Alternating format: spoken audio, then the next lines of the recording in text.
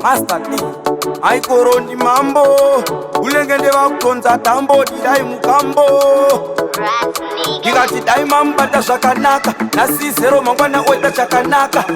muchazoita sei pasadaka imi maimbompotsera zvimadhaka nelemse hama vadikani kubva makava mwana wenyu sajektani hana chikoro but ane mapatani ayanai ulengende ndiyo slogan ndokumbira mumbate sezvamunongoita vamwe ndakumbira ruregerero hama vadikani musaramwe ndokumbira mumbate sezvamunongoita vamwe ndakumbira ruregerero hama vadikani musaramwe haisi mosha akafirwa zvinhu zvese akabirwa mubako akavharirwa akakirwa mweya mutsvene tsika ungatangirwa you were supposed to fight for him but my peace and esteem muchiti ari pamoyo ndikim asi akura ratova supreme ndokumbira mumbate sezvamunongoita vamwe ndakumbira ruregerero hama vadikani musaramwe ndokumbira mumbate sezvamunongoita vamwe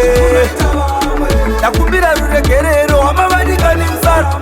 ndikati dai mambata zvakanaka nasizero mangwana oita chakanaka muchazoita sei pasadaka imi maimbompotsera zvimadhaka nelemse hama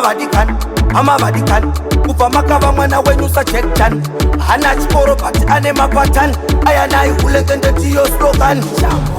ndokumbira mumbate sezvamunongoita vamwe ndakumbira ruregerero hama vadikani musaramwe ndokumbira mumbate sezvamunongoita vamwe ndakumbira ruregerero hama vadikani musaramwe haisi mosha akafirwa zvinhu zvese akabirwa mubako akavharirwa akakirwa mweya mutsvene tsika ungatangirwa you were supposed to fight for him but my peace and esteem muchiti ari pamoyo ndikim asi akura ratova supreme ndokumbira mumbate sezvamunongoita vamwe ndakumbira ruregerero hama vadikani musaramwe ndokumbira mumbate sezvamunongoita vamwe